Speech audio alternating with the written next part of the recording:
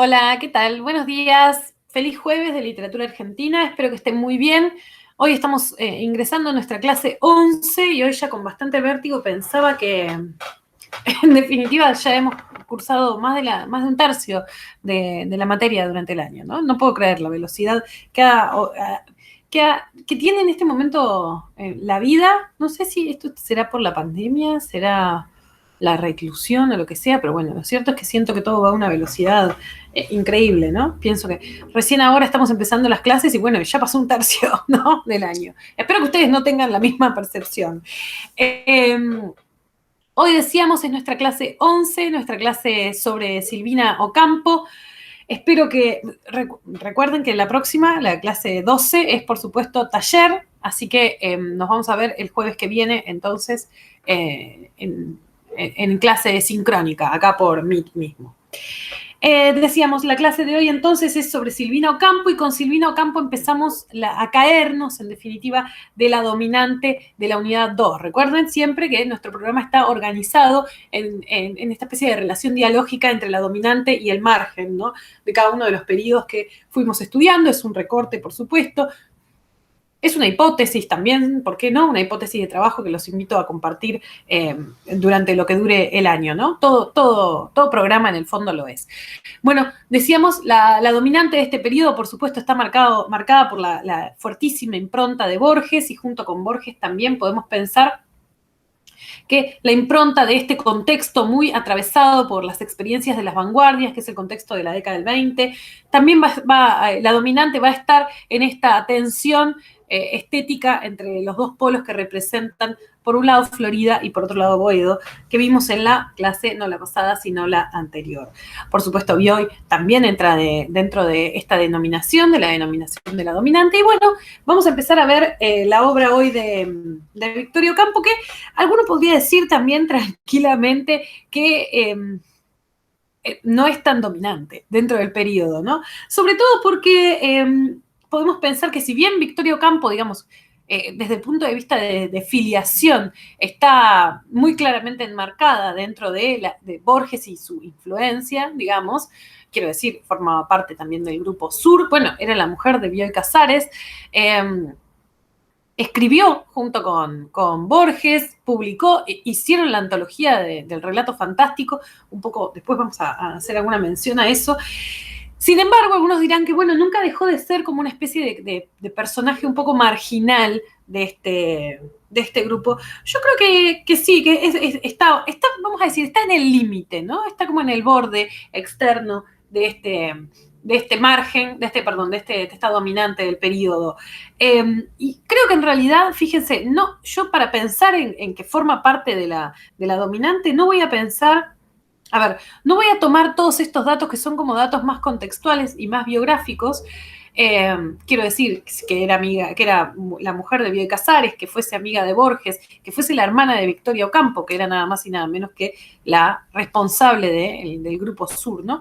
No, voy a tomar para esto en realidad como su pertenencia genérica, su tratamiento sobre el género en el que más se destacó, que es el género fantástico. Creo que es ese el que la inserta dentro de la tradición esta a la que provisoriamente por lo menos vamos a llamar la dominante del periodo. Si bien de todos modos, igual, esto que digo no quita el hecho de que es todo verdad, esto de que también siempre vivió un poco, pasó un poco desapercibida respecto del resto de los nombres gigantes del periodo, y vivió, podemos pensar, a mí más que margen, me gusta pensar que fue como más, que estuvo como un poco más a la sombra, ¿no? Estuvo un poco a la sombra de Victoria primero, de su hermana mayor, estuvo a la sombra de Bioy, que era su marido y que también tenía mucho predicamento, ¿no? Sus obras, como decíamos, tenían bastante acogida, incluso eran adaptadas al cine y demás, y también era amiga de Borges, ¿no? Entonces es como, digamos, es una sombra grande. Dan ganas de instalarse ahí. De hecho, vamos a pensar que buena parte de su obra tiene una obra, como decíamos siempre, ¿no? Una obra como vasta, bastante vasta, pero muy pareja, ¿no? Después vamos a adentrarnos un poco en eso. Pero buena parte de su obra, decía, que es bastante vasta, lo cierto es que no fue reeditada con el correr del tiempo, ¿sí? Una mina que empezó a publicar, no sé, en la década del 40, finales de la década del 30, la década del 40, y sin embargo, y el último libro que publicó fue en el 88, ¿no? Y que sin embargo no le reeditaban los libros, ¿no? Eran como libros de una sola edición. Una vez que se agotaban, bueno, eso me llama siempre poderosamente la atención. Siempre me gusta compartir con ustedes estas cuestiones que forman parte, quizás ustedes dirán, más a la política editorial que a la política estética, pero me parece que dicen bastante también sobre determinadas formas de entender la literatura en cada periodo, ¿no? Es verdad que la obra de Silvina Ocampo empezó a ser reeditada, recién repensada, me gusta más pensar, fíjense, recién en la década del 90. A mediados de la década del 90, después ya de muerta, empezaron a republicarse algunas de sus obras. Miren, en las ediciones sobre todo de MC fue publicando primero los cuentos completos y después fue publicando cada uno de los libros por separado, ¿sí? Como este, por ejemplo. Y eso fue recién a mediados de la década del 90, ¿sí? Antes de eso, no voy a decir que eran inhallables y que no hubo algunas ediciones. Fíjense, por ejemplo, esta de una colección que se llamaba Páginas de, que está en una colección buenísima, tengo varias de estas, que son autores que eligen, ¿no? Seleccionan de su obra lo mejor, y a veces incluye también algunos artículos teóricos. En el caso de Silvina Ocampo también incluyó algunas de fragmentos de sus traducciones, de las que se sentía particularmente orgullosa, y tenían siempre un estudio preliminar de primera línea, ¿no? En este caso es de Enrique Pesoni. Les digo, se los muestro también porque siempre es interesante compartir estos datos. Si encuentran estos libros, en general son libros con ediciones muy cuidadas y que vale la pena atesorar, ¿no? Bien, decía, fíjense entonces hasta qué punto también esto el interrogante sobre si forma parte del margen o de lo dominante del periodo, también está dado por el hecho como por las políticas bibliográficas alrededor de ella, ¿no? Les decía, en la década del 90 sí empezó muy fuerte, además de la reedición, empezó también una cierta tradición crítica en relación a Silvina Ocampo, que fue a buscar ahí también algo para abrevar, ¿no? A veces pienso que igual también eso tiene cierta lógica, ¿no? Ella trabajaba como desde esta perspectiva, desde este margen, desde la sombra, y por otro lado, aquello sobre lo que trabajaba era sobre como la sombra también, ¿no? Después vamos a ir sobre esa hipótesis, pero como lo subalterno de las grandes sociedades. Y eso recién en general empieza a ser objeto también de análisis para la literatura, ¿por qué no? Hacia mediados de la década del 80, ¿no? Donde empieza incluso a haber una serie de corrientes literarias que trabajan desde esa perspectiva, de corrientes de crítica literaria, ¿no? Que trabajan desde esa perspectiva, así que en ese sentido también tiene algún asidero que su obra haya empezado a llamar la atención nuevamente de la crítica recién a mediados de la década del 90. Nunca falta aquel, seguramente entre ustedes debe haber alguno, que está pensando, bueno, también lo cierto es que la crítica literaria es también en algún punto medio necrófila, ¿no? Bueno, y esperaron a que estuviera muerta para hacer algún tipo de reivindicación. Puede ser. En particular no creo que a Silvina Ocampo le interesara demasiado el renombre, así que tampoco creo que haya padecido demasiado esta subalternidad en la que se encontraba, ¿no? Bien. Antes de ir a cuestiones más sobre su obra, creo que me entretuve demasiado en esta primera parte, les pido perdón. Antes de ir directamente sobre su obra, quería decir algunas cuestiones biográficas, pese a que, bueno, si hay algo sobre lo que hay material, seguramente sea sobre la familia Ocampo, ¿no? Una de las familias más reputadas, una de los miembros más hacendados de la oligarquía local, ¿no? Hay una frase de Victorio Ocampo, no me acuerdo si me la marqué como para leer acá, pero hay una frase de Victorio Ocampo que dice, bueno, en definitiva todo en el país, yo cuando era chica de Victoria es esta frase, no es Silvina, van a entender porque van a ver la idiosincrasia. Yo cuando era chica pensaba que en definitiva todas las cosas que pasaban en el país les pasaban como a los vecinos, ¿no? En términos históricos también, ¿no? Los Urquiza, los Rosas. eran todos los vecinos, los Belgrano, los Sarmiento, para mí eran gente familiar, ¿no? Los que no eran parientes eran directamente vecinos.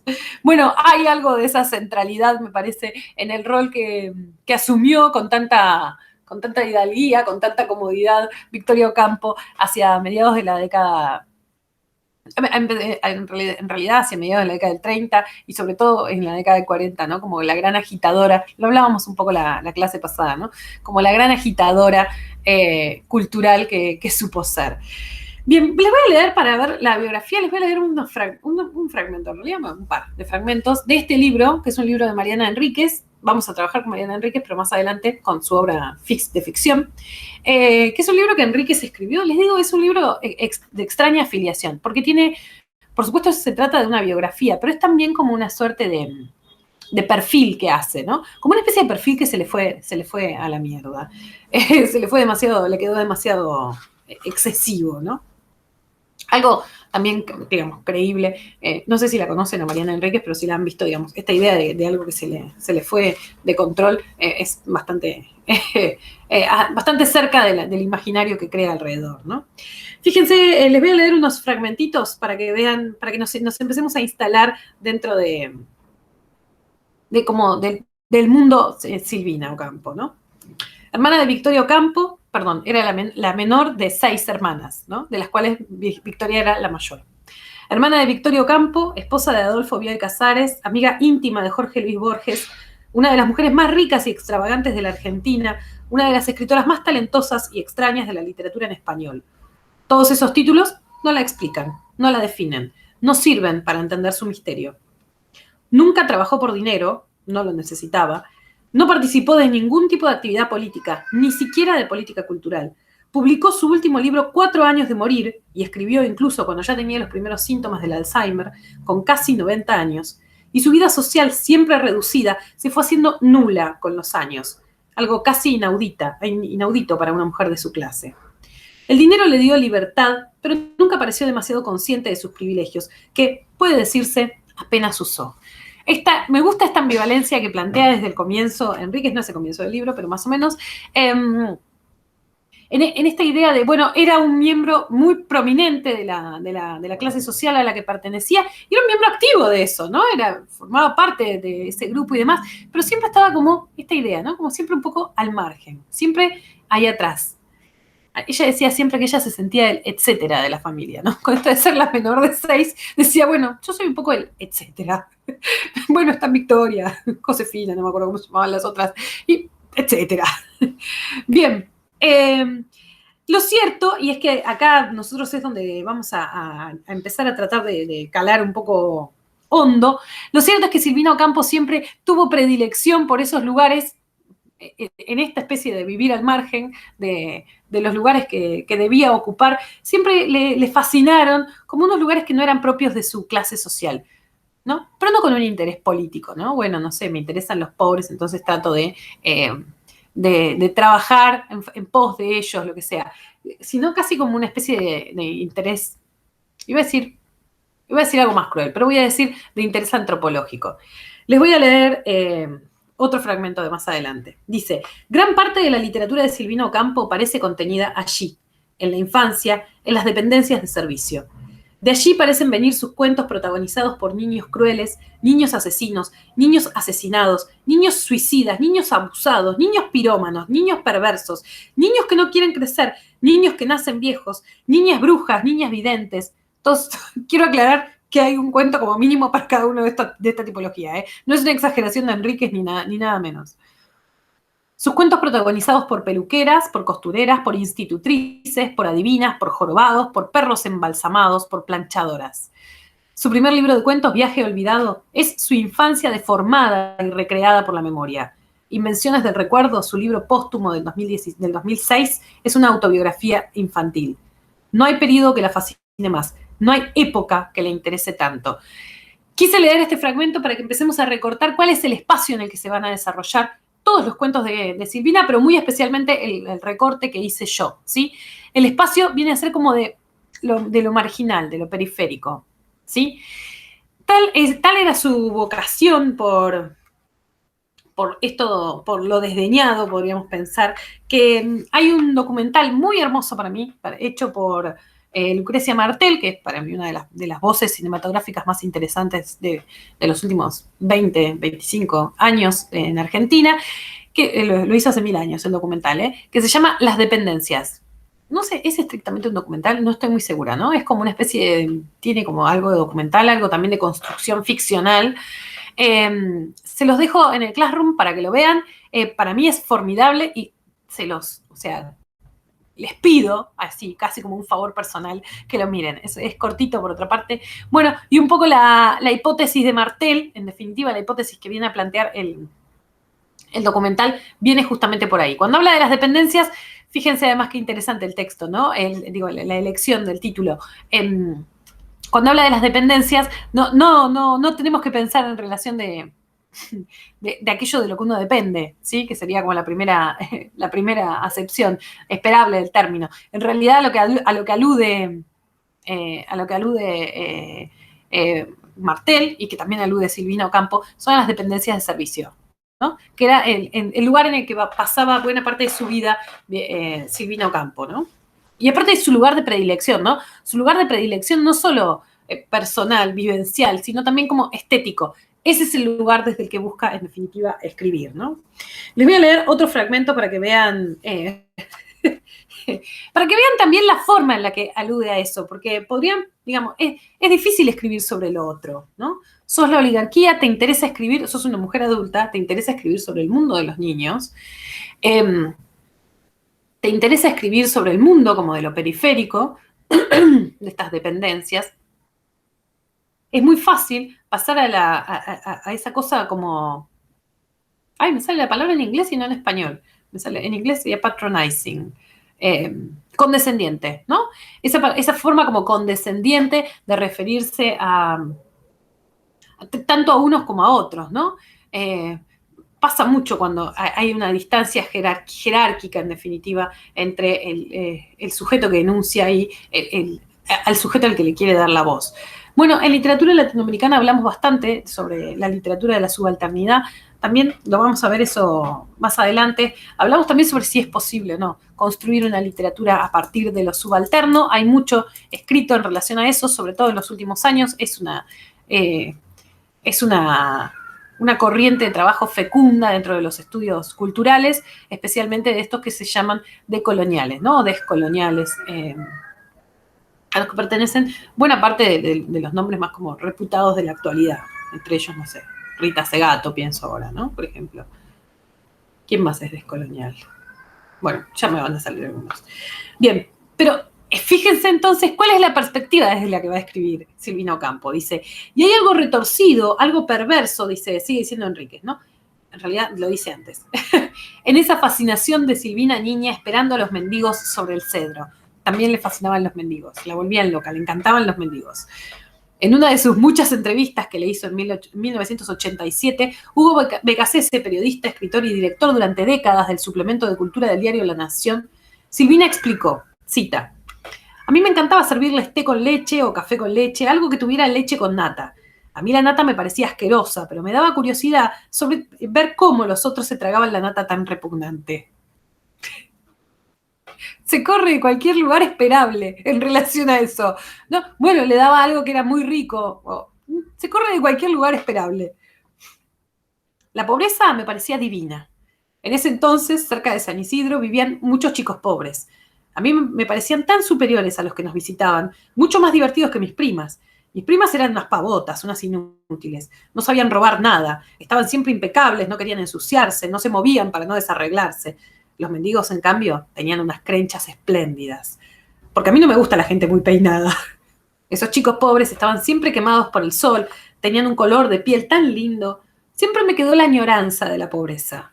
Después crecí y me di cuenta de que la riqueza tiene sus ventajas. Después me di cuenta de que la riqueza tiene... Alguna ventaja tiene, Silvina. La riqueza tiene sus ventajas, pero la pobreza te da libertad. Uno no está temiendo perder nada, no está atado a nada, ¿no?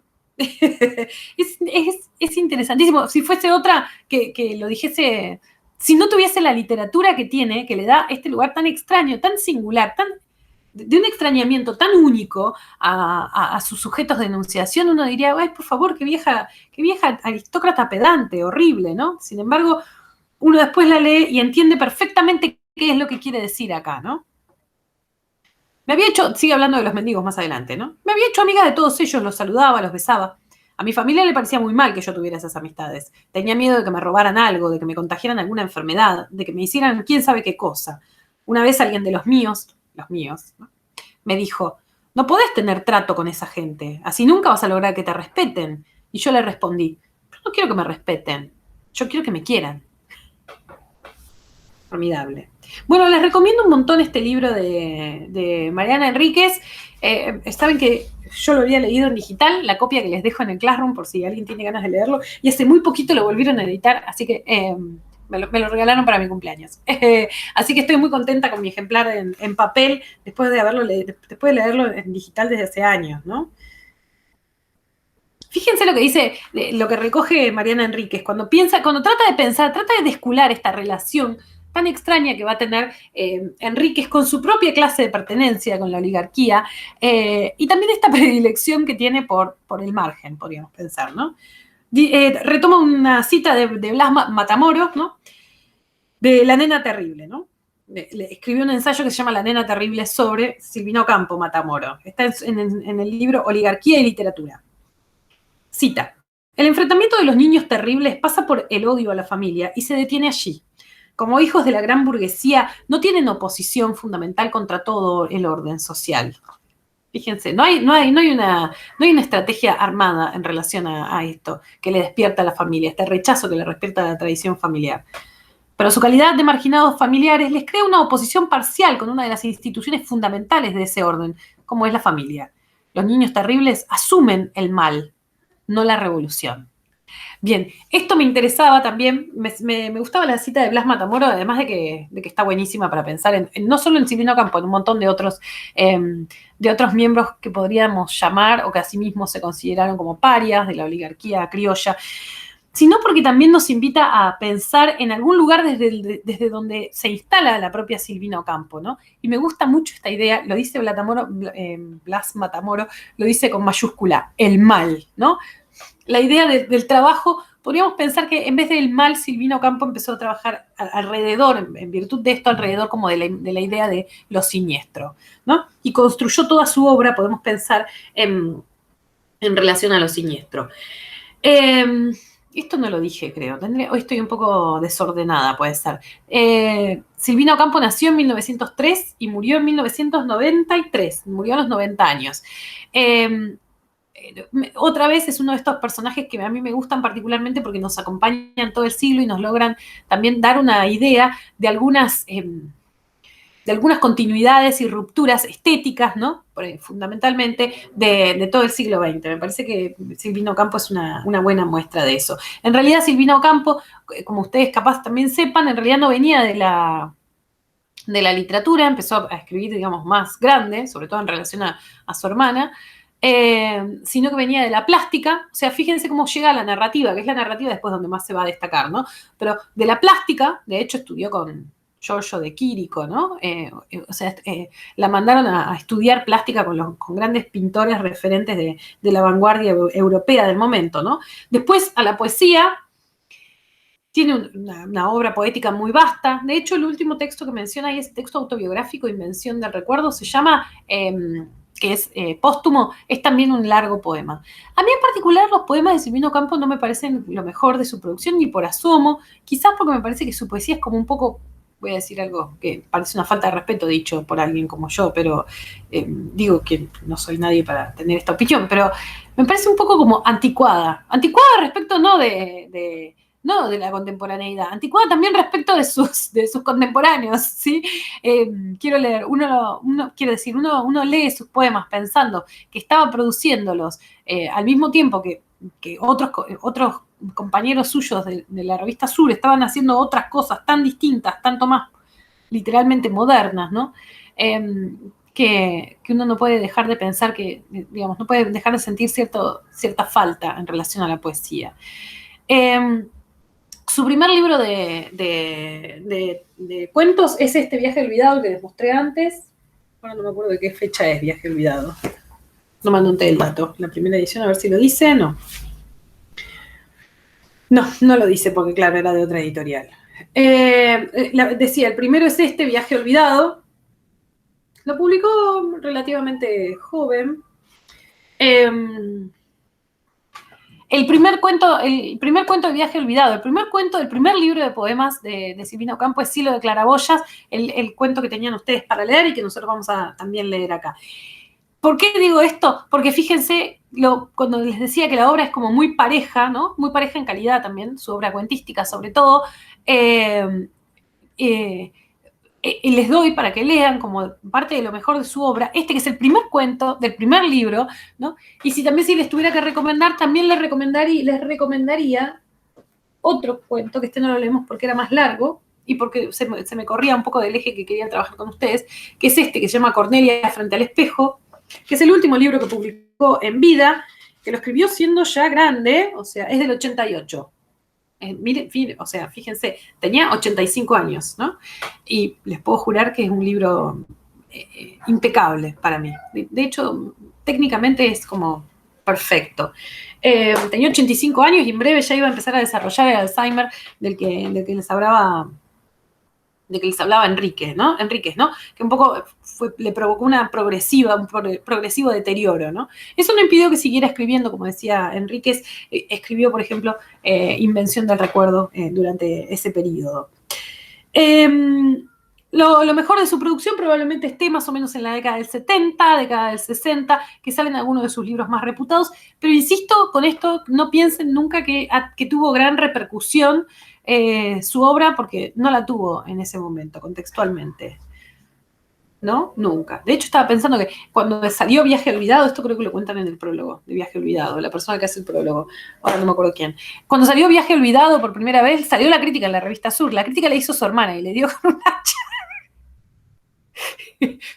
Hablame de tensiones familiares ahí.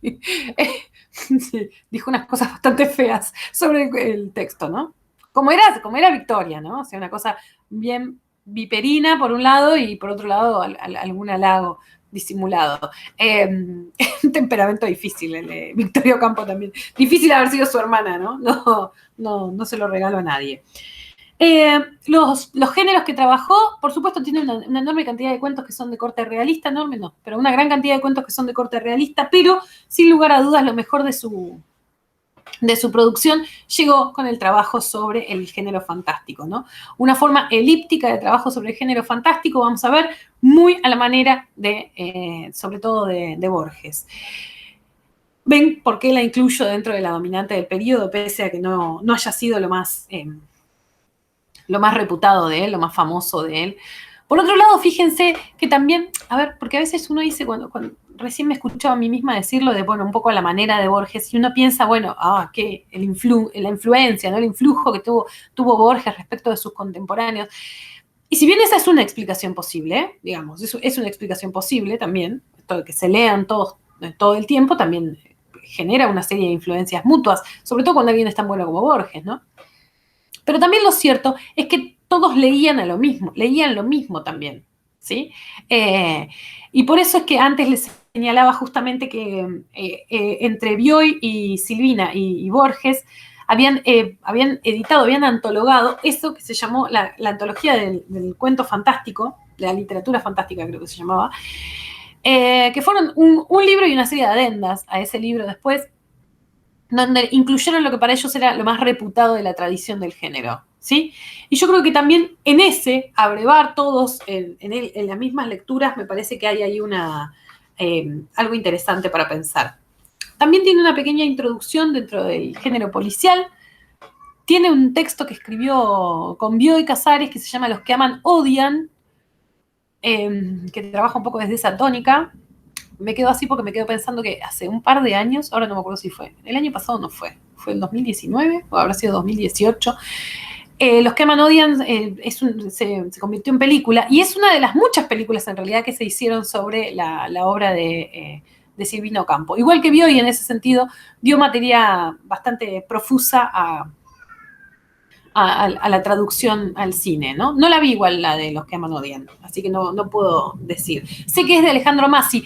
Alejandro Mazzi hizo otra película que también era una adaptación de un cuento de Silvino Campo, que para mí es un cuento que es formidable, que les recomiendo, que se llama El impostor. No lo di para trabajar acá porque es un cuento muy largo, entonces no quería, porque si daba eso tenía que dar solamente ese cuento. Entonces no quería darlo. Sí, la película creo que se llamaba igual. Si la consiguen, mírenla, la película está muy buena, un poco para mi gusto, muy pegada capaz al texto de Silvina. Vieron que ya lo expliqué un poco en la clase pasada, no soy tan partidaria de los textos, las adaptaciones fílmicas muy literales, pero bueno, esta es muy buena de todos modos, así que es de la década del 90. Justamente el momento en el que empezó a revalorizarse la obra de Silvina. Así que si la encuentran, mírenla. Yo la tengo en DVD, lo cual en este momento es una antigüedad, ¿no? Creo que no me queda ya lugar donde mirar el DVD. Pero y la última vez la busqué hace un tiempito, la busqué en YouTube y no estaba. Pero ahora la voy a volver a buscar y cualquier cosa, si la consigo, les subo el link porque la película recontra vale la pena. No sé qué onda, Los que aman odian. Es de Mazzi, está Francella, que a mí más o menos. Entonces, capaz que por eso me la miré también. Vieron que a veces pasan esas cosas. Supongo que a ustedes también les debe pasar, ¿no? Bueno, como el actor no me cae tan bien, elijo postergar esa visión. Bien. El hilo conductor de la selección, como les decía antes, en medio de una obra que es tan vasta y que es tan pareja, ¿no? Que es en calidad. Bueno, el hilo conductor que traté de buscar para seleccionar los cuentos tiene que ver un poco con el lugar de la enunciación desde donde vienen los cuentos, porque la mayor parte de ellos, van a ver ustedes, eligen como voz de esa narración eso es lo que podemos denominar, en definitiva, lo subalterno, ¿no? Vamos a ver en los casos concretos, ¿no? A qué nos referimos con cada uno.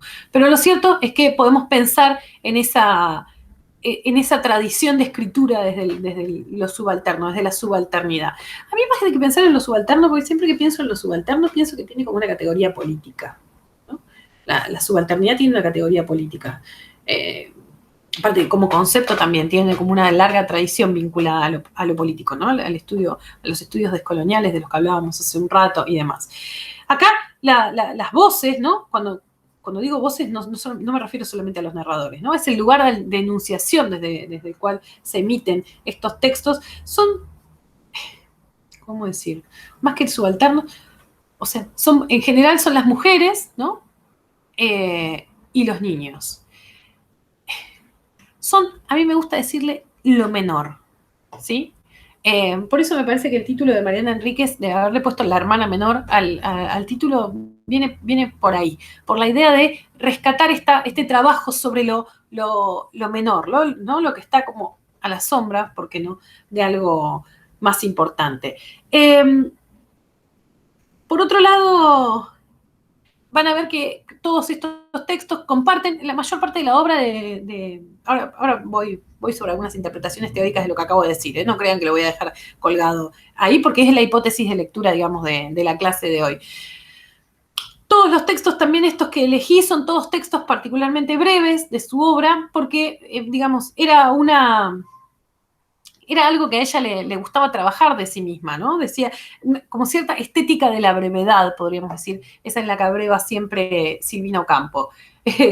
Me acabo de acordar una anécdota que ella cuenta sobre sí misma, dice que cuando era chica no era muy de escribir, pintaba más que nada y demás, no era tanto de escribir, pero una vez le mostró a su institutriz un cuento que estaba escribiendo, que era todo un cuaderno, ¿no? Todo un cuaderno escrito, y que la institutriz seguramente no habría tenido muchas ganas de corregir tanto, ¿no? Pero le dijo, no, pero no hay que escribir tanto.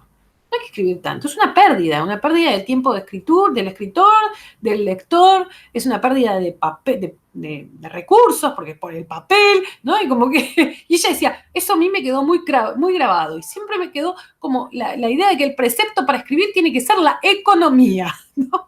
Economizar. Eso me parece que es una anécdota que pinta, o que por lo menos ilumina en cierta medida esta idea de la brevedad de sus obras.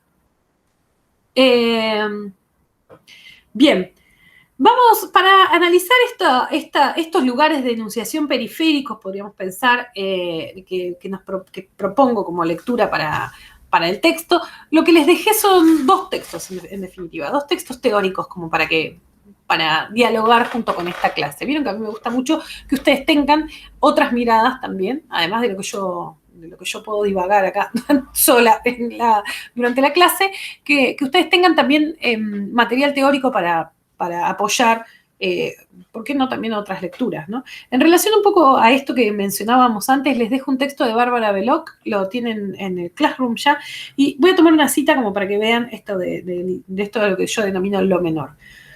El punto de vista de los niños, el idioma de las mujeres, el modo de vida subalterno, el brillo brutal de lo doméstico, me encanta esta idea de lo brutal, ¿no? Lo doméstico que es a su vez brutal, y la crónica de hechos de improbable verosímil a través del recurso del diario personal, el epistolario y la habladuría, entre otros tópicos favoritos de la literatura de género. ¿Sí? Fíjense, a mí me gusta esta idea que trae Belloc a colación.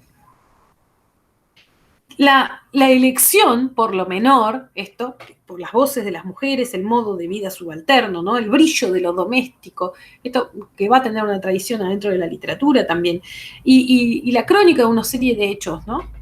Que van a ser más bien inverosímiles.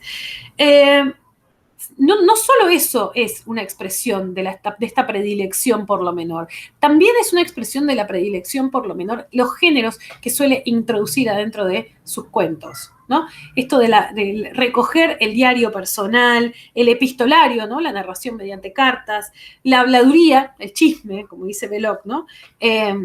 Fíjense, ¿no? La elección de lo menor entonces no se resume solamente al lugar de enunciación, al tópico o incluso a la anécdota que relate el cuento. También se traslada al cómo, y en ese cómo hay una serie de elecciones, ¿no? Que le van haciendo como el corrimiento, se van corriendo en definitiva de la elección mayoritaria, ¿no? Podríamos decir, de la elección hegemónica de cada momento. De hecho, yo también podría decir, quizás no para esa época, ¿no? Pero que incluso también la elección del trabajo sobre el formato cuento y nunca pasar al formato novela, también es una elección por lo menor.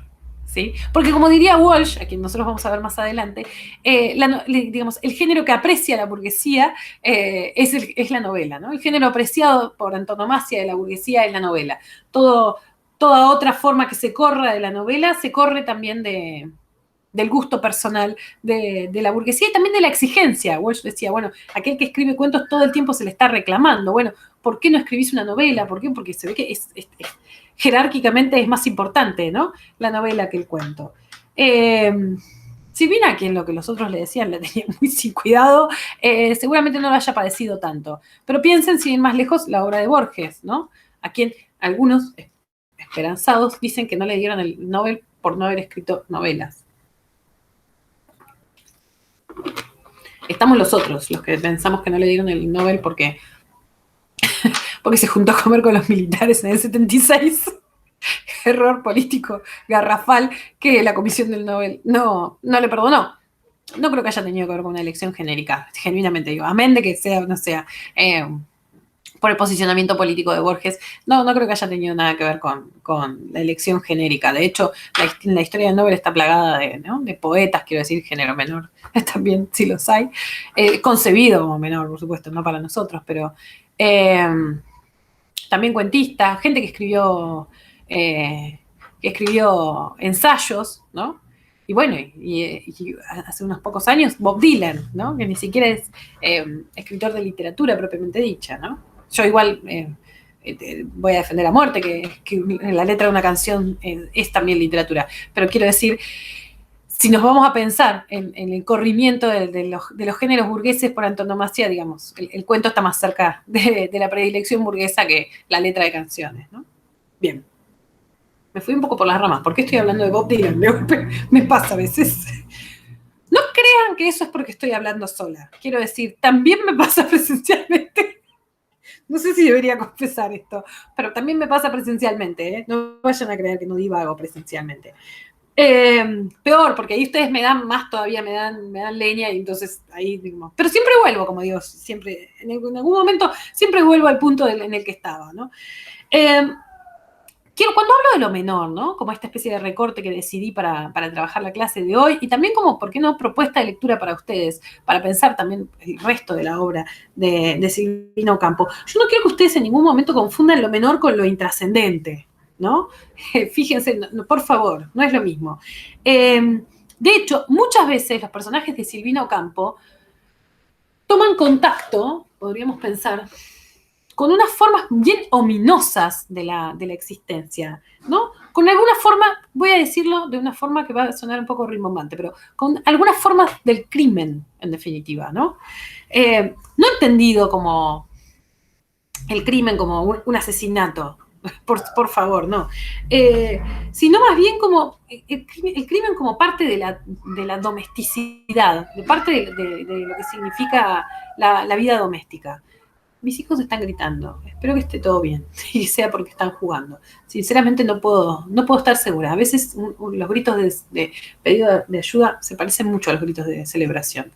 Nada, espero que esté todo bien. Decíamos entonces, ¿no? Hay cierta también ideas de invisibilización como de lo doméstico, ¿no? De hecho, al final yo lo saqué, pero en la antología original también estaba El pecado mortal, creo que lo saqué al final de la antología, no me acuerdo, que es un cuento que trabaja sobre un abuso, ¿sí? Un abuso relatado desde la perspectiva infantil y desde una perspectiva que es tan poco complaciente con el lector, tan ominosa, tan turbia, podríamos pensar que nos invita justamente a pensar, ¿no? Como en estos bordes que vinculan al crimen con lo doméstico, con el hecho de todos los días, ¿no?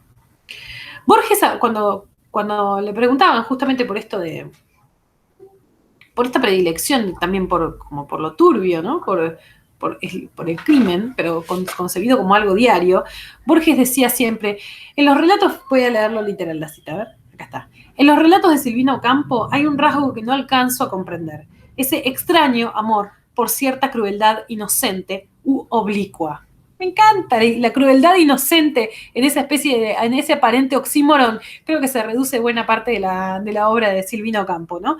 Dice, bueno, eso es el rasgo que no termino de comprender, ¿no? La crueldad oblicua, ¿no? Que va como de chanfle en el texto. La parte de mierda de la cita de Borges, que no la recupero, pero que merecería ser recuperada, creo que Borges después decía algo así como, bueno, eso yo lo atribuyo, esta parte de la crueldad inocente, decía, lo atribuyo a cierta naturaleza cándida de ella, ¿no? Ella es muy cándida, y por eso sus obras tienden a la crueldad inocente.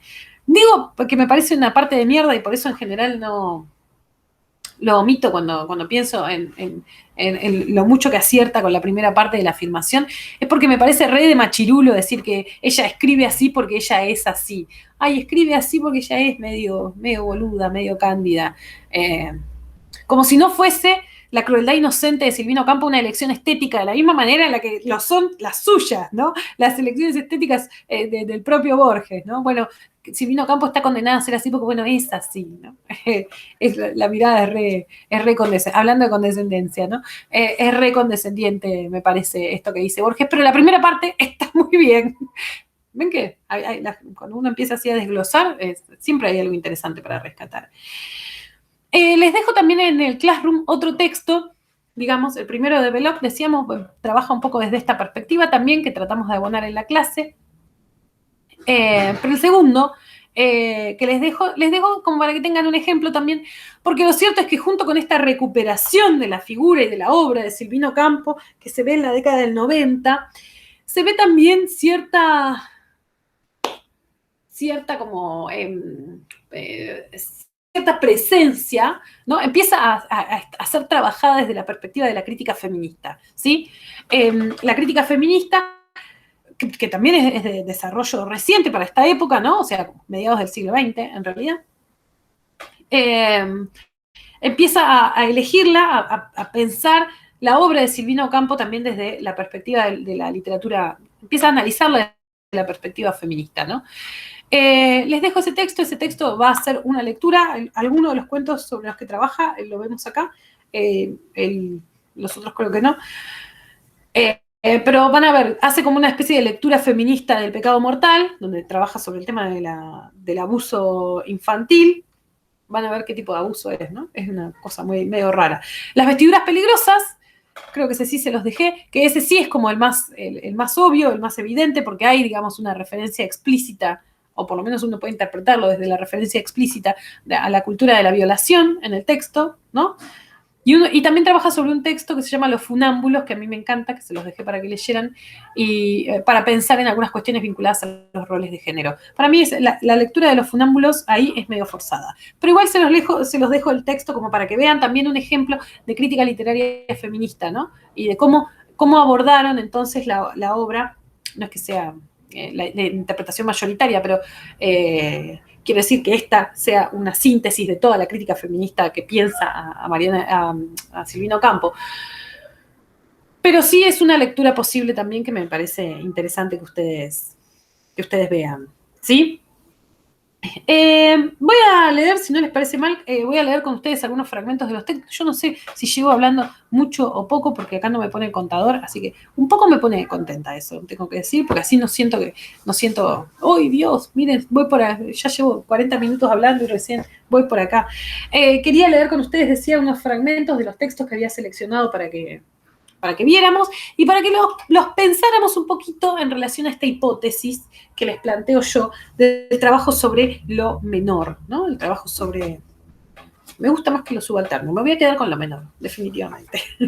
Bien, voy a leerles entonces de cuentos completos, del tomo 1 de cuentos completos. Voy a leerles el primer cuento de Viaje Olvidado. Viaje Olvidado, como les decía antes, o no me acuerdo si les dije la fecha, es del 37. Ah, no, la había buscado ahí y no estaba, pero sí, es del 37. En este sí está en algún lado, dice. Cielo de claraboyas, entonces. Leemos ese cuentito que aparte es, fíjense para mí la perfección técnica que tiene. Un cuento que es tan perfecto como desde su concepción, como desde su economía, ¿no? Es como que al cuento no le falta ni le sobra una palabra. Lo que quiero que veamos con este cuento, cuando lo leamos ahora, es, por un lado, el trabajo sobre la focalización, ¿sí? El texto se va a plantear a sí mismo un trabajo, una focalización extrema. ¿Por qué? Porque es alguien que está viendo los sucesos desde una perspectiva infantil, está viendo los sucesos a través de un cielo de claraboya, de una claraboya, viendo la parte de abajo, ¿no? Entonces, ya desde el punto de vista de la visión, incluso, hay como una especie de sesgo importantísimo, de recorte importantísimo de esa idea, ¿no? De lo que vamos a ver. Por otro lado, vamos a ver este mundo infantil plasmado en la voz narradora. Perdón, me quedé pensando en lo de la focalización y esto de la restricción, en definitiva, a través de esta restricción extrema que se plantea por el filtro, por el vidrio que aparece, y pensaba que, fíjense que otro para mí de los mejores cuentos del siglo XX argentino, junto con el Aleph, que siempre va a la cabeza, y esa mujer de Rodolfo Walsh, si yo tuviera que decir, yo creo que el tercero mejor es Sombras sobre vidrio esmerilado, cuento que vamos a leer de Juan José Saer. Y el cuento de Saer, que es posterior a este, claro, por las dudas, también plantea una restricción parecida. Lo que va a estar viendo, lo va a estar viendo el personaje, no voy a adelantarlo porque así lo leen con la sorpresa y que el texto merece. El personaje va a estar viendo todo a través de un vidrio esmerilado, ¿no? A través de las sombras que se ven a través de un vidrio trabajado. Miro para allá porque mi ventana tiene vidrio esmerilado. ¿Ven? A ver si llega a verse. ¿Ven ahí? Mi ventana esa, que es una ventana gigante, tiene el vidrio esmerilado. Así que entiendo bien esta restricción, la entiendo perfectamente. La reja del ascensor tenía flores con cáliz dorado y follajes rizados de fierro negro, donde se enganchan los ojos cuando uno está triste, viendo desenvolverse, hipnotizados por las grandes serpientes, los cables del ascensor. Fíjense, por otro lado, acá la metaforización extrema de este texto empieza desde el comienzo, ¿no? Las grandes serpientes, los cables del ascensor, empieza a producir esa especie de zozobra, esa especie de vacilación extrema, ese extrañamiento profundo que va a teñir todo el texto. Lo importante también de ponerlo eso en el primer párrafo, ¿no? Porque todo lo que yo lea va a estar teñido por esta impronta. Era la casa de mi tía más vieja, donde me llevaban los sábados de visita. Encima del hall de esa casa, con cielo de claraboyas, había otra casa, misteriosa, en donde se veía vivir a través de los vidrios una familia de pies aureolados como santos. Me encanta la idea de los pies aureolados. Nada logra captar más entonces el punto de vista, la focalización está extrema, que ese tipo de metaforizaciones también, ¿no es cierto? Fíjense, paradójicamente, no hay nada que mejor dé cuenta de esa imagen que muchas veces la metáfora. Es interesante para pensarlo, los dejo pensando. Leves sombras subían sobre el resto de los cuerpos dueños de aquellos pies, sombras achatadas, como las manos vistas a través del agua de un baño. Es genial la idea de, bueno, se ven como sombras achatadas, es verdad. Había 2 pies chiquitos y 3 pares de pies grandes, 2 con tacos altos y finos de pasos cortos. Viajaban baúles con ruido de tormenta, pero la familia no viajaba nunca y seguía sentada en el mismo cuarto, desnudo, desplegando diarios con músicas que brotaban incesantes de una pianola que se atrancaba siempre en la misma nota. De tarde en tarde había voces que rebotaban como pelotas sobre el piso de abajo y se acallaban contra la alfombra. Una noche de invierno anunciaba a las 9 en un reloj muy alto de madera que crecía como un árbol a la hora de acostarse, hablando también del extrañamiento. Por entre las rendijas de las ventanas pesadas de cortinas, siempre con olor a naftalina, entraban chiflones helados que movían la sombra tropical de una planta en forma de palmera. La calle estaba llena de vendedores, fíjense, perdón, no lo dije, pero bien que estaba pensando recién, en la forma de palmera. Bien, esa oración, fíjense qué ordenado que está el texto pensado, ¿no? El texto tiene una estructura muy ordenada. Empieza con el recorrido de una mirada, subiendo la reja con el ascensor, después pasa a hablar cómo era siempre ese espacio, qué pasaba siempre en ese espacio, para singularizar una tarde, ¿no? Una noche, perdón, dice, una noche de invierno, ¿no? Fíjense, ¿por qué hago mención a esto? Algo también que me parece interesante para pensar en relación a lo que hace Silvino Campo en este cuento. Va a usar una restricción, decíamos, ¿no? Una focalización, va a estar puesta, va a ser muy extrema, vamos a estar viendo todo desde una perspectiva muy, muy sesgada, ¿no? Va a ser el sheite del cuento, va a estar puesto ahí. Bueno, no complicar con otra estructura, con una estructura muy compleja, porque va a estar todo centrado en este recurso. ¿Se entiende lo que quiero decir? Digo, si voy a usar un recurso tan intenso como la de focalización, tan intenso, ¿no? Bueno, no complicar el texto con una estructura demasiado compleja que pueda hacer que el lector directamente se pierda y no entienda de qué está hablando. Perdón, son reflexiones, pero que me parece que hacen a nuestro quehacer como cuando escribimos, ¿no? La calle estaba llena de vendedores de diarios y de frutas, tristes como despedidas en la noche. Genial, ¿no? No había nadie ese día en la casa de arriba, salvo el llanto pequeño de una chica a quien acababan de darle un beso para que se durmiera, que no quería dormirse. Ay, qué mal que estoy leyendo hoy, perdón. Y la sombra de una pollera disfrazada de tía, como un diablo negro con los pies embotinados de institutriz perversa. Buenísima esta presentación. Y la sombra de una pollera disfrazada de tía, como un diablo negro, con los pies embotinados de institutriz perversa. No hay nada bueno puede salir de esa sombra, ¿no? Una voz de cejas fruncidas y de pelo de alambre que gritaba, ¡Celestina! ¡Celestina! Haciendo de aquel nombre un abismo muy oscuro. Y después que el llanto disminuyó despacito, aparecieron 2 piecitos desnudos saltando a la cuerda, y una risa y otra risa caían de los pies desnudos de Celestina en camisón, saltando con un caramelo guardado en la boca. Y acá uno dice, ¿what? ¿Qué pasó con la focalización? ¿Cómo sabes que tiene un caramelo guardado en la boca? No, se los dejo picando. Su camisón tenía forma de nubes sobre los vidrios cuadriculados y verdes. La voz de los pies embotinados crecía. ¡Celestina, Celestina! Las risas le contestaban cada vez más claras, cada vez más altas. Los pies desnudos saltaban siempre sobre la cuerda ovalada, bailando mientras cantaba una caja de música con una muñeca encima. Se oyeron pasos endemoniados de botines muy negros, atados con cordones que al desatarse provocan accesos mortales de rabia. La falda con alas de demonio volvió a revolotear sobre los vidrios. Los pies desnudos dejaron de saltar. Los pies corrían en rondas sin alcanzarse. La falda corría detrás de los piecitos desnudos, alargando los brazos con las garras abiertas, y un mechón de pelo quedó suspendido, prendido de las manos de la falda negra, y brotaban gritos del pelo tironeado. El cordón de un zapato negro se desató y fue una zancadilla sobre otro pie de la falda furiosa. Y de nuevo surgió una risa de pelo suelto y la voz negra gritó, haciendo un pozo oscuro sobre el suelo: ¡Voy a matarte! Y como un trueno que rompe un vidrio, se oyó el ruido de jarra de loza que se cae al suelo, volcando todo su contenido, derramándose densamente, lentamente, en silencio. Un silencio profundo, como el que precede al llanto de un chico golpeado. Fíjense, la escena en definitiva se condensa en esto, son 3 renglones. 3 renglones recontra elípticos, ¿no? Recontra... que eliden por completo cualquier descripción certera sobre el asunto. Y sin embargo, a nosotros nos queda clarísimo qué es lo que sucede, ¿no? O no sé si clarísimo, pero nos queda clarísimo el carácter ominoso de lo que acaba de pasar. Despacito fue dibujándose en el vidrio una cabeza partida en 2, una cabeza donde florecían rulos de sangre atados con moños. La mancha se agrandaba. De una rotura del vidrio empezaron a caer anchas y espesas gotas petrificadas como soldaditos de lluvia sobre las baldosas del patio. Soldaditos de lluvia, terrible. Había un silencio inmenso. Parecía que la casa entera se había trasladado al campo. Los sillones hacían ruedas de silencio alrededor de las visitas del día anterior. La falda volvió a volar en torno de la cabeza muerta. ¡Celestina, Celestina! Y un fierro golpeaba con ritmo de saltar a la cuerda. Las puertas se abrían con largos quejidos y todos los pies que entraron se transformaron en rodillas. Hermosa, otra vez la focalización extrema, ¿no?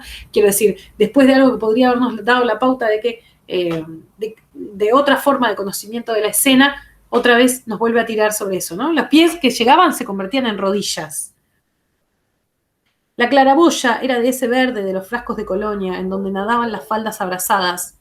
Ya no se veía ningún pie, y la falda negra se había vuelto santa, más arrodillada que ninguna sobre el vidrio. Celestina cantaba Le Cloche de Corneville, corriendo con Leonor detrás de los árboles de la plaza, alrededor de la estatua de San Martín. Tenía un vestido marinero y un miedo horrible de morirse al cruzar la calle. Bien. ¿Qué opinan sobre este párrafo del final? Yo creo que yo se lo sacaría, si fuera yo. Pero bueno, es Silvino Campo, que sabe 10 veces más que yo. No me parece que está... entiendo lo que quiso hacer con el gesto. No estoy tan segura de que funcione tan bien como pareciera, ¿no? A priori. Quería leer con ustedes después también, acabamos de ver esto, que es uno de los a ver, esto de lo menor, ¿no? En este caso he trabajado muy sobre todas las cosas. Por un lado, desde lo temático, desde la voz del niño, de la niña, que mira todo esto. Y por otro lado también desde el sesgo enorme de la focalización que propone, ¿no? Está viendo todo desde abajo. Por un lado eso. Quería ahora que leyéramos el final de Cielo de Claraboyas, para que viéramos otro también ejemplo, perdón, el Cielo de Claraboyas es el que acabamos de leer, ¿no? Que quise decir, de La Casa de Azúcar, para que viéramos otro también ejemplo del tratamiento. En este caso quería que viéramos del género fantástico, ¿no? Justo elegí este cuento que es como probablemente como el más tradicional, fantástico, el cuento fantástico más tradicional de los que tiene, porque trabaja con uno de los, con uno de los tópicos del género por antonomasia, que es el tópico del doble, ¿no? Justo hace poco lo vimos en literatura latinoamericana, los que hicieron conmigo, ya sea este año, o los que están haciendo conmigo este año, o los que hicieron en años pasados, trabajamos bastante sobre eso. Hay muchísimo escrito sobre el doble en la literatura fantástica. Les recomiendo siempre que pues ya que van, si les interesa el tema, si les interesa el tópico, abreven para mí el mejor ejemplo del texto sobre el doble, que es el de William Wilson, ¿no? Vamos a ver entonces vamos a leer solamente el final. Un día en que oí a Cristina exclamar con un aire enigmático: sospecho que estoy heredando la vida de alguien, las dichas y las penas, las equivocaciones y los aciertos. Estoy embrujada. Fingí no oír esa frase atormentadora. Sin embargo, no sé por qué, empecé a averiguar en el barrio quién era Violeta, dónde estaba, todos los detalles de su vida. Fíjense que acá también hay una referencia un poco a la manera del retrato oval, el almohadón de pluma de Quiroga, que siempre doy de ejemplo, ¿no? Que es también una referencia a cómo funciona cómo el matrimonio trabaja sobre la mujer. Bueno, en este caso también aparece, ¿no? Fíjense que ella le dice algo que siente y él se hace el que no la escucha, ¿no? ¿Por qué? Porque lo perturba eso que le dice. Entonces se hace el que no lo escucha. A media cuadra de nuestra casa había una tienda donde vendían tarjetas postales, papel, cuadernos, lápices, gomas de borrar y juguetes. Para mis averiguaciones, la vendedora de esa tienda me pareció la persona más indicada. Era charlatana y curiosa, sensible a las lisonjas. Con el pretexto de comprar un cuaderno y lápices, fui una tarde a conversar con ella. Le lavé los ojos, las manos, el pelo. No me atreví a pronunciar la palabra Violeta. Le expliqué que éramos vecinos.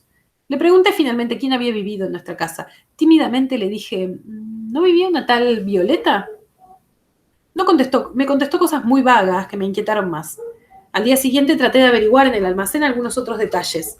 Me dijeron que Violeta estaba en un sanatorio frenopático y me dieron la dirección, en un neuropsiquiátrico, ¿no? Me encanta la palabra frenopático. O sea, me encanta porque me parece que suena muy fuerte, ¿no? Canto con una voz que no es mía, me dijo Cristina, renovando su aire misterioso. Antes me hubiera afligido, pero ahora me deleita. Soy otra persona, tal vez más feliz que yo. Fingí de nuevo no haberla oído. Yo estaba leyendo el diario. De tanto averiguar detalles de la vida de Violeta, confieso que desatendía a Cristina. Fui al sanatorio frenopático que quedaba en Flores. Ahí pregunté por Violeta y me dieron la dirección de Arsenia López, su profesora de canto. Tuve que tomar el tren en Retiro para que me llevara a Olivos. Durante el trayecto, una tierrita me entró en un ojo, de modo que en el momento de llegar a la casa de Arsenia López se me caían las lágrimas como si estuviese llorando. Desde la puerta de calle oí voces de mujeres que hacían gárgaras con las escalas acompañadas de un piano que parecía más bien un organillo.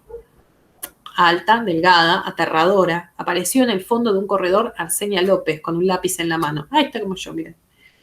Le dije tímidamente que venía a buscar noticias de Violeta. ¿Usted es el marido? No, soy un pariente, le respondí secándome los ojos con un pañuelo. Usted será uno de sus innumerables admiradores, me dijo, entornando los ojos y tomándome la mano. Vendrá para saber lo que todos quieren saber. ¿Cómo fueron los últimos días de Violeta? Siéntese. No hay que imaginar que una persona muerta forzosamente haya sido pura, fiel, buena. ¿Quiere consolarme?, le dije. Ella, oprimiendo mi mano con su mano húmeda, contestó. Sí, quiero consolarlo. Esperen, antes de ir a eso, fíjense cómo algo interesante que pasa, ¿no? Una torsión en el sentido de lo esperable también respecto del género fantástico. Nosotros, ustedes recordarán, ¿no? ¿Cuál es la trama del cuento? Esta Cristina, que era muy supersticiosa, bueno, mejor dicho, que tenía supersticiones propias, digamos, ¿no? Muy insólitas, no quería vivir en una casa que hubiese sido ocupada por otro, decía, porque voy a terminar sintiendo que vivo la vida de otra persona, ¿no? Nosotros un poco arrastrados por esa impronta, por la impronta de lo que dice Cristina en esa oportunidad, tendemos a llegar a esta parte del cuento, cuando nos enteramos que Violeta ya ha muerto, tendemos a llegar a esta parte del cuento creyendo que, bueno, Violeta murió y algo de su espíritu transmigró, podríamos pensar, al actual ocupante de la casa, ¿no? A Cristina. Bueno, acá es donde viene la torsión de lo esperable en el cuento, ¿sí? Donde el cuento hace lo que uno no espera. Ahí vamos. Sí, quiero consolarlo. Violeta era no solo mi discípula, sino también mi íntima amiga. Si se disgustó conmigo fue tal vez porque me hizo demasiadas confidencias y porque ya no podía engañarme. Los últimos días que la vi, se lamentó amargamente de su suerte. Es bastante bicha estar serio, ¿no? Dicho sea de paso. Lo menos sonoro que pueda haber. Se lamentó amargamente de su suerte. Murió de envidia. Ay, me encanta esa expresión. Repetía sin cesar. Alguien me ha robado la vida, pero lo pagará muy caro. No tendré mi vestido de terciopelo, ella lo tendrá. Bruto será de ella. Los hombres no se disfrazarán de mujer para entrar en mi casa, sino en la de ella. Perderé la voz que transmitiré a esa otra garganta indigna. No nos abrazaremos con Daniela en el puente de Constitución, ilusionados con un amor imposible, inclinados como antaño sobre la baranda de hierro, viendo los trenes alejarse. ¿Qué pasó ahí? Ahí nos enteramos en realidad de que la inversión fue al revés, ¿no? O sea, Cristina tomó, tomó la personalidad de Violeta y eso fue lo que le produjo a Violeta la muerte. Ahí es donde decimos, trabaja muy bien sobre el género del doble. Recuerden que uno de los tópicos más habituales en el doppelganger, ¿no? Que es el nombre que solemos darle al género del doble, es esta idea de que no pueden coexistir, ¿no? Los dos, William Wilson lo dice, Poe lo dice literalmente, ¿no? Los iguales no pueden coexistir en tiempo y en espacio, ¿no? Hay algo que hace que uno de los dos languidezca y termine muriendo. Bueno, eso es lo que le pasa entonces a Violeta. Nosotros esperábamos que hubiese pasado una cosa y, por supuesto, el volantazo que pega hace que nos enteremos de que pasó otra, ¿no? Arsenia López me miró en los ojos y me dijo, no se aflija, encontrará muchas mujeres más leales. Ya sabemos que era hermosa, pero ¿acaso la hermosura es lo único bueno que hay en el mundo? Terrible bicha. Mudo, horrorizado, me alejé de aquella casa, sin revelar mi nombre a Arsenia López, que al despedirse de mí, intentó abrazarme para demostrar su simpatía. Desde ese día, Cristina se transformó para mí, al menos, en Violeta. Traté de seguirla a todas horas para descubrirla en los brazos de sus amantes. Me alejé tanto de ella que la vi como una extraña. Una noche de invierno, huyó. La busqué hasta el alba. Yo no sé quién fue víctima de quién en esa casa de azúcar que ahora está deshabitada. Fíjense, por otro lado, que el texto, hablando de texto de convenciones del género fantástico, fíjense cómo el texto trabaja desde la perspectiva del narrador no confiable, ¿no? Porque ¿puedo yo confiar en este tipo que se obsesiona a tal punto por una boludez, ¿no? Y por otro lado, claramente la lectura racional, ¿no? Siempre decimos, en todo texto fantástico hay dos lecturas posibles, una racional y una sobrenatural. Y para que la vacilación se sostenga no tiene que jugarse por ninguna de las dos. Bueno, la lectura fantástica, por supuesto, ya sabemos cuál es la que nos presenta la voz narradora, pero también hay una explicación racional. Bueno, la mujer lo dejó porque él mismo dice, ¿no? La consideraba una extraña que vivía junto conmigo, ¿no? Hablando de desatenciones. Bueno, ahí es entonces donde podría haberlo dejado Cristina. Podemos abonar esa hipótesis o la hipótesis de que Cristina efectivamente había logrado robarle algo de su vida a Violeta. Antes de terminar con esta clase, no tengo ni idea de cuánto llevo hablando, espero que no mucho. Quería presentarles, sin embargo, algo como para cerrar esta idea de mi hipótesis de lectura que les propongo sobre la obra de Silvina Ocampo, ¿no? La idea del trabajo sobre lo menor. Yo creo que esto que hace Silvina Ocampo, esta predilección por lo menor, es como una tradición también bastante fecunda de la escritura de mujeres durante el siglo XX. ¿Sí? Una tradición de las cuales probablemente la mejor exponente sea Virginia Woolf, ¿no? Con su novela La señora Dalloway, que narra en definitiva la vida, un día en la vida de la señora Dalloway. Más intrascendente que eso no hay, ¿no? Más trabajo sobre lo menor, un día en la vida de una señora que tiene que preparar una fiesta, nada más, ¿no? Probablemente decía ese quizás sea uno de los hitos más importantes para pensar en el trabajo sobre lo menor, ¿no? También pienso, ¿por qué no?, en buena parte de la obra cuentística de Lispector, de Clarice Lispector, que creo yo también puede encuadrarse desde esta perspectiva. A mí me hace acordar, la escritura de Silvina Ocampo me hace acordar a los cuentos de Catherine Mansfield, alguien que también era contemporánea de Virginia Woolf, formaba parte del mismo grupo, del grupo de Bloomsbury, y creo que también trabaja como desde esa perspectiva. ¿Qué quiero decir con esto de trabajo sobre lo menor en estos otros casos, ¿no? Ya vimos algunas particularidades en el caso de Silvina Ocampo. Lo que yo no quiero es que ustedes se vayan, y acá viene la clave de lectura, ¿no? Con la idea de, bueno, a estas mujeres, en definitiva, algo del patriarcado, algo de la estructura patriarcal, las ha legado como a lugares marginales de enunciación que ellas, por los que ellas, digamos, optaron y se sintieron cómodas y empezaron a desarrollarse ahí. Bueno, puede haber algo de eso, pero yo creo que mi hipótesis de lectura pasa más por otro lado, ¿no? Yo creo que en la elección, por lo menor, tanto en Woolf como en Mansfield, perdonen, como en Silvina Ocampo, hay algo de carácter, no sé si político, pero sí subversivo, ¿no? Perdonen. Hay algo del carácter eminentemente subversivo. Como si estas mujeres lo que hicieran fuera decirle, ¿no?, al sistema patriarcal, que también, digamos, es el sistema literario. Muy bien, perfecto. Yo me voy a quedar acá, pero voy a hacer de esta experiencia. Perdón. Disculpen, ¿eh? No tengo coronavirus, o por lo menos se supone que no. Es nomás que llevo hablando mucho rato. Voy a hacer de esta experiencia una experiencia de lo más trascendente, ¿sí? Y es desde ese lugar, de la experiencia trascendente, de un día en la vida de la señora Dalloway,